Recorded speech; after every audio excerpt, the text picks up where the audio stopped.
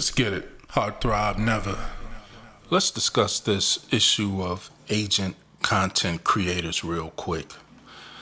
Like, is this a real thing? I've watched some content creators and some of the things they do just don't make sense. Like how they respond to chat room questions or certain, stances they take on society issues. It doesn't make sense to me. Like one of the things I'm talking about, how in American black spaces, there's always an enormous amount of immigrant individuals watching the shows, commenting, and joining the panels. And these shows don't have anything to do with them particularly, but they'll just show up at these shows to post negative comments and to insult and disparage American blacks about the issues that plague American black people. But we don't see the same type of thing where American blacks are showing up at their shows and their content and talking crazy to the people who are immigrants or have immigrant parents. Nor do American blacks try to stop or disparage, the benefits that they try to get for their communities. But they always try to talk crazy to American blacks about getting things that will benefit them. Everybody else is so motivated to stop American blacks from mobilizing and making efforts to get things done and to get things that are beneficial for them in their communities. And I don't understand that. So it's like, for example, Tariq Nasheed already handled Amru Fudel. But recently, Marcel Dixon had to handle him too. And basically, Amru Fudel asked, why are American blacks always asking for a handout or asking for reparations?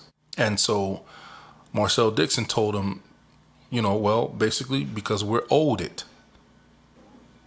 And so Marcel asked him, was it a handout for refugees like Amru Fudel and, the Sudanese people to get economic assistance when they come here to the United States? He asked him, was it a handout for the monies that were given to illegal immigrants, when they come here illegally, and so on and so forth. And then Amru Fudel hurried up and tried to deflect by asking, well, why do American blacks think that they should get reparations? And so Marcel responded to him, well, it's because of the wrong done to our ancestors. And then Amru Fudel stated, well, those things didn't happen to you. You weren't a slave. So if anybody should get the reparations, it's to go to your ancestors, not you. I'm like, wow. But here's the problem, Amru Fudel. The reparations that should have been given for American black slaves, they've never been paid to any American black person that experienced slavery. So it's not like the United States government said, hey, you know what? We did wrong by these people, and we're going to give them financial restitution for the damage and harm we caused them. We're going to fix this right now. It's not like they did this at any point in the timeline of America's mistreatment and genocide of American blacks. See, that's the problem, Amru Fudel. It's never been given. Never at any point in the timeline has any, outright restitution been given to American blacks alone. We know who they gave it to. They gave it to African Americans after the Civil Rights deal. But we're not African Americans. And so you can watch the video, I See What They Did, if you want to understand more on that. So since it was never given at all at any early point in the genocide of American blacks, it's owed right now. You get that, Amru Fudel?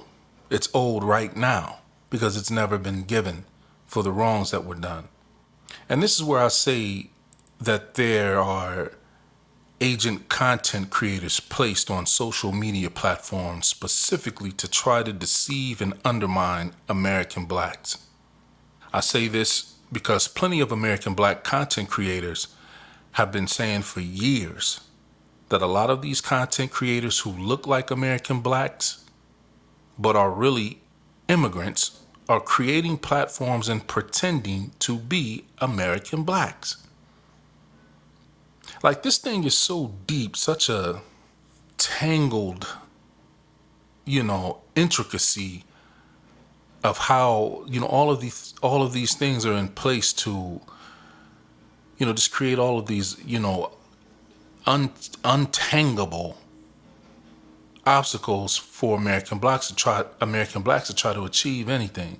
They do this to make people think they're American blacks, but when you hear their ideologies about the mistreatment and genocide of American blacks, you can immediately discern that they aren't American black at all. Yet they're out here acting as if they are, when they're just really in these spaces and in communities to deceive younger American blacks into believing that it's immoral and wrong to demand reparations for your ancestors' genocide, as well as the continued mistreatment of American blacks in modern times right now by all ethnic groups.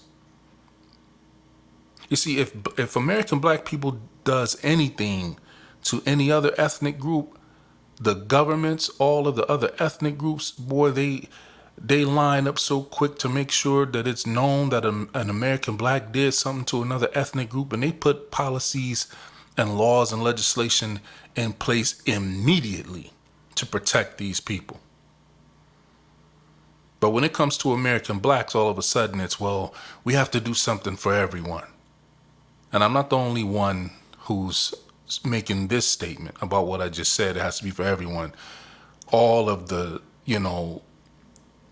social media content creators, they all are saying this. So it's not like we're not aware, but we just need more people to be aware and make, awareness of this. Our social science elders, like the Francis Cress Welsings, the Dr. Benz, the John Heinrich Clark, the, whoever, Phil Valentine's, Dr. Phil Valentine's, Black Dots, those people. Our social science elders told us that the U.S. government co-opted ethnically and phenotypically black groups and people to infiltrate our spaces and communities to report what we were trying to accomplish. That's deep. And these immigrant groups did exactly that. Imagine that. They literally said, yeah, we'll help you keep these niggas down. That's incredible to me in more ways than one. Makes it so incredible is that these are people who look like you. And if you don't know them, you're going to assume that they are you. So you will never know where the failure in your efforts came from, because they're positioned right in the heart of your home. You could be romantically involved with these people. Like we just didn't know where the failure was coming from. So them infiltrating us, this came in many forms, but one of the main forms was, COINTELPRO under J. Edgar Hoover and the government at that time. Back then, they were infiltrating the liberation movement groups and churches and community meetings. They was infiltrating stuff like that. But now they're infiltrating social media spaces. And this is much more dangerous because you can't even see these people most of the time. They're behind a computer. This is digital camouflage. So you can't properly vet them. And then on top of that, our people are just now learning the skill of identifying an imposter who has allegiance to our oppressors and genocidists. That's a lot for an ethnic group to have to deal with. And ain't no more hiding and acting like you not confederate with our oppressors and our enemies. Because if you have any common sense at all, there is no way that anything should come out of your mouth that sounds like, no, you don't deserve any reparations. No, you shouldn't be getting this for your communities. No, you shouldn't be getting that for your communities. There's no way that anything like that should be coming out of your mouths.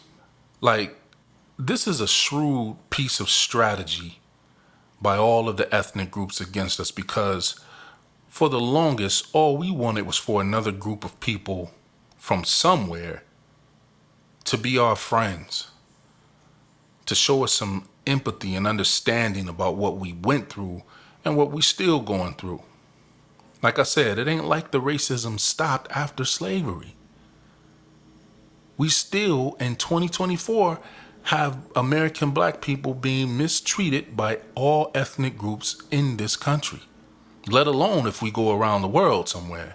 Let's not get into that. All we wanted was for someone to be our friend, only to find out that the people who phenotypically look like you hate you and are against you too.